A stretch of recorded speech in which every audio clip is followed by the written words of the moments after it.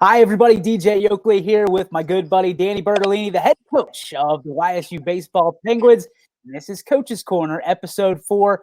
Coach, let's start it off the easy way. You guys had a pretty good weekend down in Lonestar State. Talk to me about it. Yeah, it was a really fun weekend. Didn't start the way we wanted to. Faced a really good pitcher on Thursday night, and battled all the way through, and just happy that we were able to kind of get across the 2 runs there. Jeff had a big home run, kind of sparked us for the entire weekend, and then after that, it was really, the story was our pitching. We pitched exceptionally well. Colin Clark and Colin Floyd threw really well. Our bullpen was able to hold it down in on the Saturday game. We did, some guys sparked us offensively. Phil Glasser had a great weekend. Dom Bucko had a good weekend. So it was a combination of just great pitching, good defense. I think we only made 1 error in 27 innings, and our pitchers threw 17 consecutive scoreless. So that's going to lead to a lot of wins, and I'm just happy that we were able to play good baseball and get back on the winning track. Now, you kind of already alluded to this, but it was a rocky start, but then it was smooth sailing after. You guys were no hit through 8 1/3, and then all of a sudden the light turned on. What was it about that moment that really propelled YSU and your team to the rest of the weekend? Well, I think, one, we faced a really good pitcher. I mean, Wagner hadn't given up a run. He has not given up an earned run all year. So, we knew it was going to be a challenge, and I think it was a little bit of travel. We were kind of feeling our way through the first few innings, had some uncharacteristic bad at bats. But I thought offensively we got better and better as the day went on. We started getting some better barrels. Phil had a really good ball in about the 5th or 6th inning that they ruled an error, but it was a good, well-struck ball. Ended up getting to third. We had some chances to score and just didn't. But finally Jeff was able to break through and get that run. I think it changed the momentum and flipped the whole momentum of the series. They were at a real high point, and then that happens, and you kind of feel the momentum change, and then our pitching kind of took care of the rest. But it was a tough start, but a great finish. We talked last week about the bullpen being the heart and soul of this team, and then all of a sudden the starting pitching steps up incredibly. Colin Clark has had a rough couple of years from a run support standpoint, but then he gets some runs, gets a win, and gets some accolades, which we'll talk about in a little bit. Talk about your starting pitching. It's been fantastic, especially as of late, and what it means this team moving forward. I mean, really, the only game that the whole season where we weren't in the game, at least until the final out, was I think there's only been 1 game, the second game at Charleston. Our starting pitching has done a great job. I mean, all you can ask for is them to give you an opportunity to win. And you feel bad for Colin Clark because he's pitched so well in his time here, especially last year. He really, really took that step forward, but didn't see a whole lot of results. I think he only had 1 win last year, and then for him to get his first win this year was big. And complete game, 0 walks, 9 strikeouts. That was a big start for us, and I think our pitchers kind of feed off of each other, so they want to kind of one up each other. Floyd went out there and he wanted to make sure like he was going to put himself in position to win Horizon League Pitcher of the Week as well. So, they just feed off each other, compete, and that was big for us. Unreal. I mean, when you look at it, the contrast between last year and this year, not a whole lot changed, just a little bit of different circumstance driving runs in. And to that point, when those great pitchers go into the dugout to rest, the offensive firepower takes over. The guys are just peppering the baseball all over the yard. What do you attribute that to? Well, I think, they work hard. I think Eric and the Erics do a great job of preparing our guys to be successful every week. And, I think our preparation in the off season we kind of changed what we were going to do. We kind of tried to prepare us a little bit differently because we got off to some slow starts offensively the last few years. And we just wanted to kind of really make sure we were prepared, whether it was, we saw a lot more live pitching in the off season. We saw a lot more machine stuff every single day, and really competing at the plate and trying to get better that way. And I think it's carried over into the season.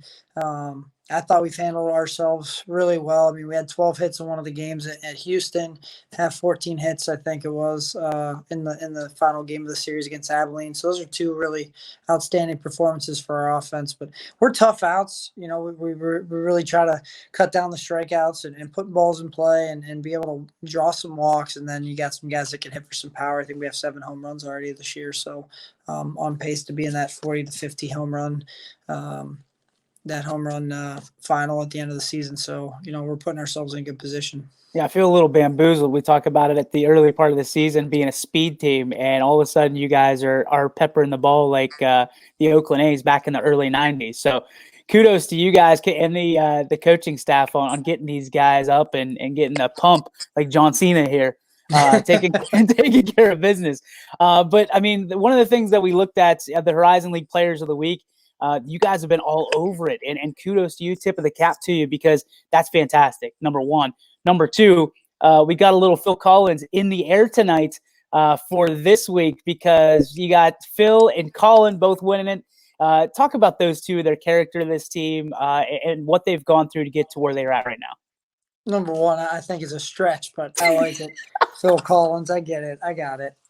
I'm trying, dude. Yeah, you're doing a good job. You know, those are individual accolades that are you know, well deserved for those guys. I think it's been pretty phenomenal. It's been a different guy every week, whether it was pitching or offense. So I think I think Steve was well deserving of Horizon League Player of the Week the first week and didn't get it, but you know, we've had different guys step up every week, and I think that says a lot about our offense and kind of where our team is, that any one of these guys can lead us in any week. If it was another guy, another pitcher, and another hitter next week, I wouldn't be surprised, because there's a lot of talent on this roster. So, but I'm happy for, you know, for Phil. He was a little bit worn down, and he really going through a flu. Going into Charleston, I think it definitely affected him. Really didn't have a great weekend against Charleston. I mean, he's been solid defensively all year, but offensively struggled a little bit, broke out this week.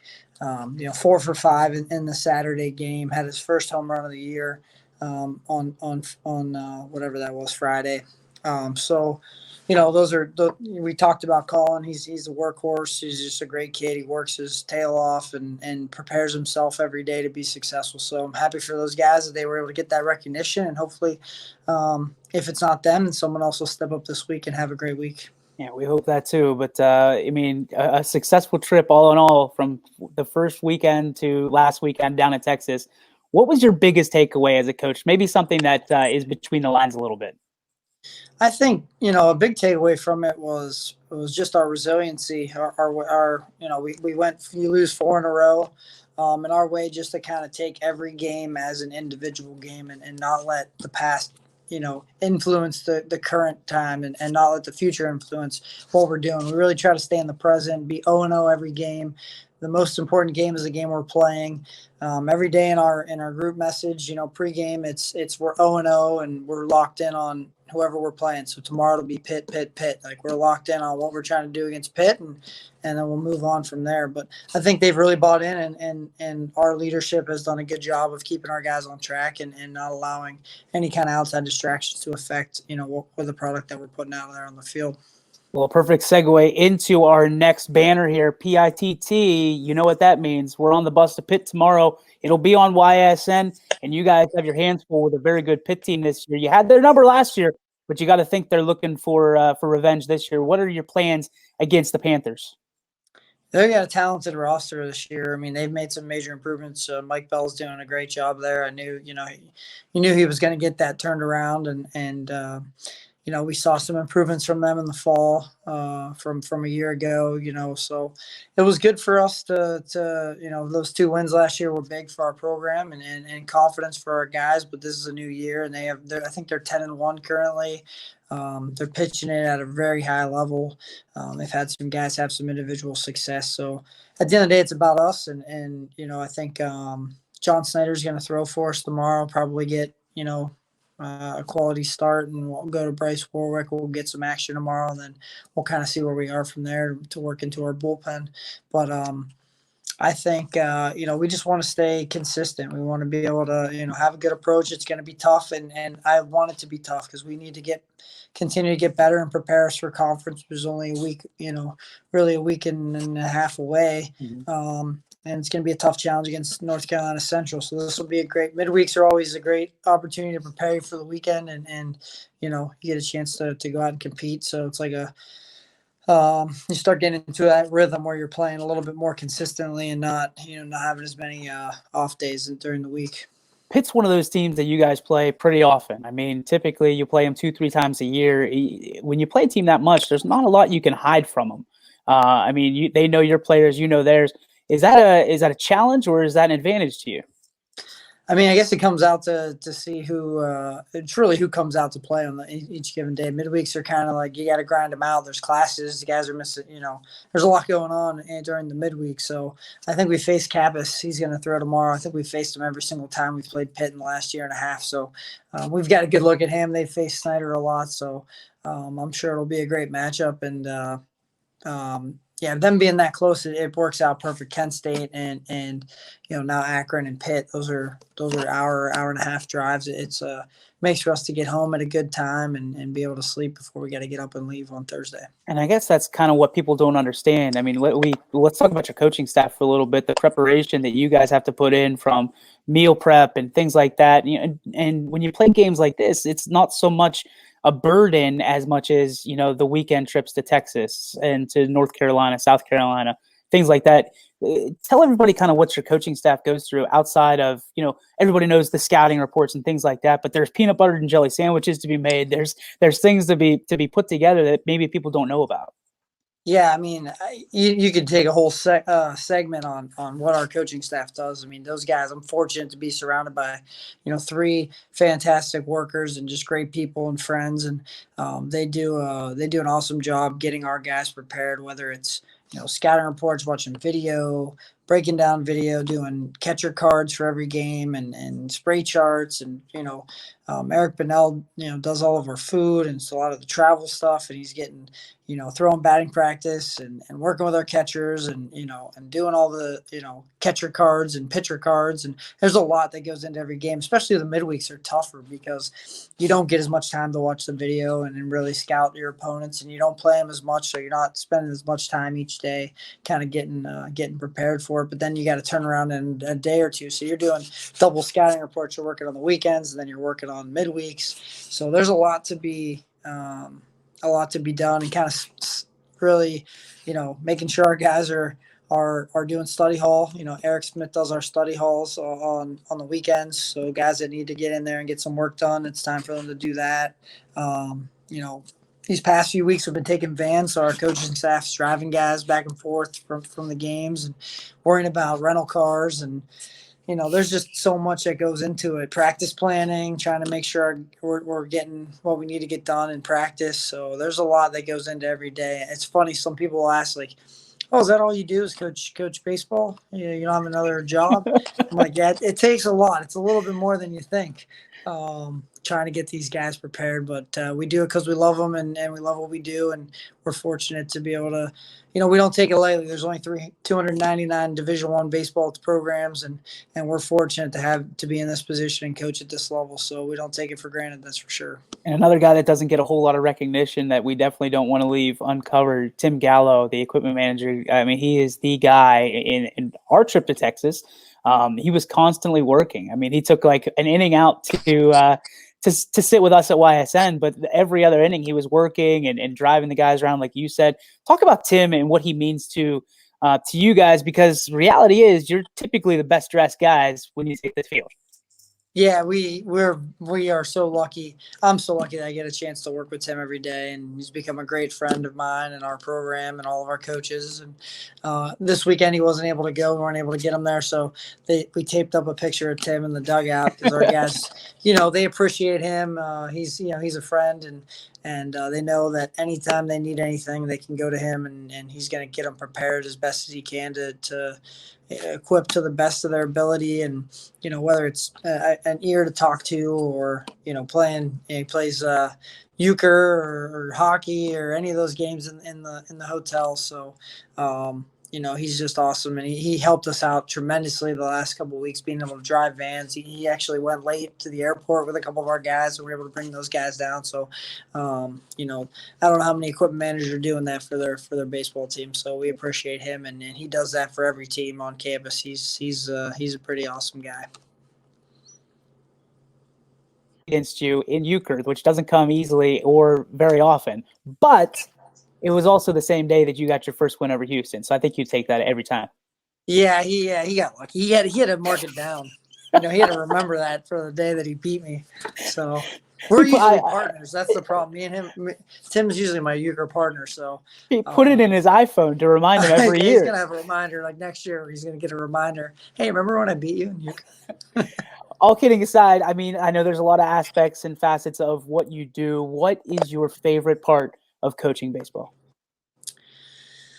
Wow, that's tough. I'd say there's a couple things I really enjoy. I mean, the entire job is very enjoyable, but I really enjoy teaching the game. I really like to break down individual skills and be able to help guys, tweak their mechanics or tweak their thought about the game.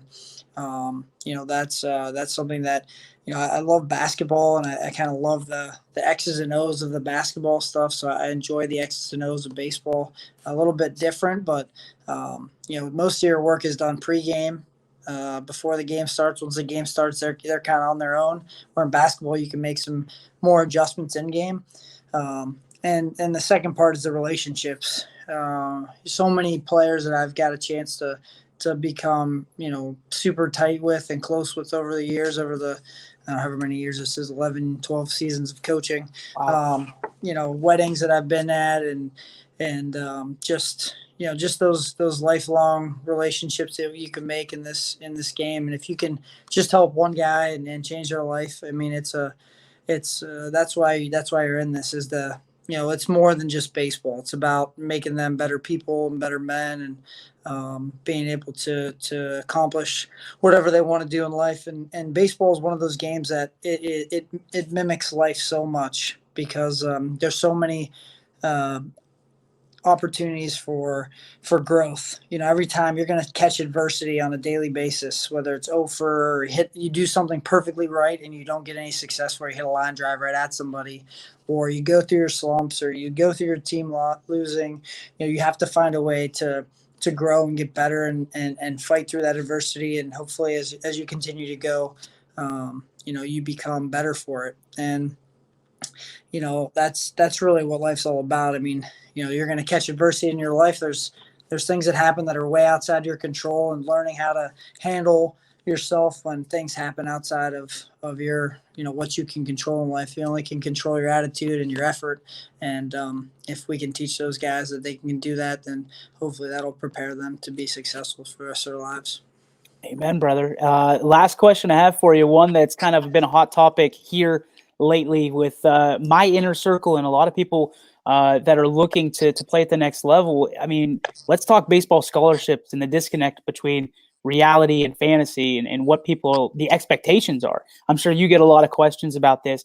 Just talk about what it's like on your side when somebody comes up to you and says, my kid's going to go on a full baseball scholarship, and not worry about academics and things of that nature. What is it like from your aspect, and how does that really break down?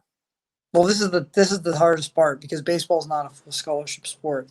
We have 11.7 scholarships. That's what the NCAA mandates. We're fortunate that we're provided that. Not every Division I team has that. Division II, I think it's 9 point. I think it's 9 point something, and then Division III is obviously 0. So. Those 11.7 full scholarships are broken up amongst, you're allowed to have 27 players on scholarship. So you do the average, it's about 40%. Our roster sizes by the NCAA is 35. So 27 guys on scholarship and 35 players. That means 8 guys at least are not on scholarship. Now, you don't have to put 27. You could put 23 or 24, right. And then there'd be more guys that aren't getting any athletic scholarship money. That's where academics become so important, especially at Youngstown State. We have great academic packages. So the better you do academically, the the better package you're going to be able to put together.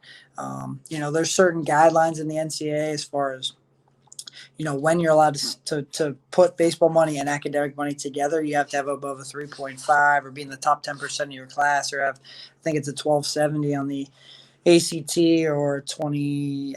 It's a combined score on the on the ACT. I'm not exactly sure. I can't remember the exact numbers, but you have to meet one of those to be able to add baseball money on top of your academic money. So there's a lot of factors that go into it. And the second thing that people, probably the big misconception is, because I got scholarship money, I'm going to play.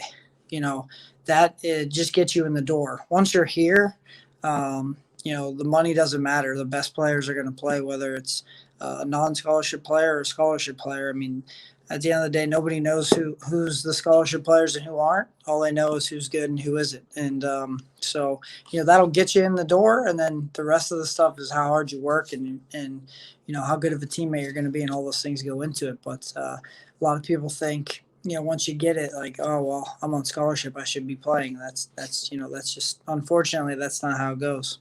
When you guys talk about giving out scholarships and handing them out to your current players, I mean, obviously the players that don't have them can earn one after a certain amount of time if it's earned, correct?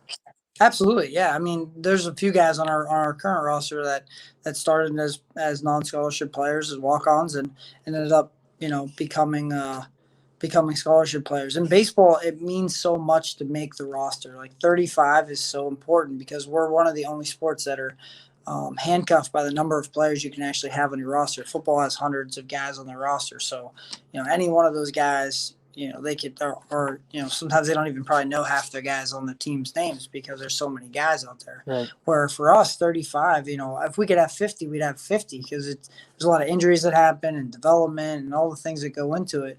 When you have 35, like once you make that roster, that's a big deal. Those roster spots are handed out to anybody. So, I think that's definitely important. That when people hear, "Oh, I'm not getting any scholarship money," like if you're guaranteed a roster spot, it's important because there's at least 8 guys that aren't getting scholarship money. So just being part of it is important, and you can earn that money with your play on the field. So when you look at walk-ons and things that I guess people don't have a common understanding as well, unless they've played or been a part of a program. When you say walk-on, is that someone that, maybe you didn't have a good look at and you can still say, hey, if you come to YSU, you can try out for the team kind of deal and be a walk-on, be part of this team? Or is it pretty much cut and dried for you guys? No, I mean, very rarely do we probably have tryouts. Like most of the time, the guys that are not getting scholarship money currently are probably, sometimes things happen. For instance, a couple of players get injured and have to redshirt. Sometimes money isn't available at that time, or your position has a few guys that are in that scholarship range, but they're older. So when that money comes available, it can get open for you. So that's just sort of how it goes. I mean, everybody, it's tough because everyone, as much as you'd like to put everyone on scholarship, back in the day they were able to give, book scholarships or 500 here or 1,000 here. Now we have to give at least 25%. So if you're on scholarship, you're at least getting 25% baseball money. So that's the lowest number you're allowed to give. So it's not like it used to be where you could give a couple hundred here, 500,000. Now you're getting I think at Youngstown State it's about $6,500 is the lowest amount you're getting. Awesome. Well, thank you for all the clarity for all of that. I know there's a lot of people that are going to be watching this, and the light bulb's going to go off a little bit. So appreciate that. And obviously, any other questions that we have for social media, we'll aim towards you and pepper you with these questions so you can bring some more. Absolutely. I'd be happy to help in any way. I mean, that's it's one of the most important decisions that you can make. And, my advice would be don't rush into it. Make sure you're making a good decision because, it's not a 1, 2, 3 year decision. Hopefully it's a lifetime decision because I'm sure, you're a proud graduate of, I'm a proud graduate of Mercyhurst University and it'll always be a part of me for the rest of my life. I'm proud that I went there, and I'm sure, the guys that graduate from Youngstown State, they're proud graduates of Youngstown State. So, just trying to make sure that you're picking the right place that fits your needs. Yeah, I went to one of those places. They didn't give out scholarships. I played for the fun of it. One of those Yeah, scenarios. so hey, there's tons of merit in that. I mean, those guys are just as hard and do everything just as hard as everybody else. So there's great baseball at every level. You got it, brother. Thanks for the time. We appreciate it. That's Coach's Corner for YSU. Coach Dan Bertolini spending some time with us, and YSN After Dark, man. Yeah, late night. Hey, good luck tomorrow against Pitt. We're proud of you, and bring home another dub, will you? Thank you very much. Appreciate you. Fly the Y, buddy. Fly the Y.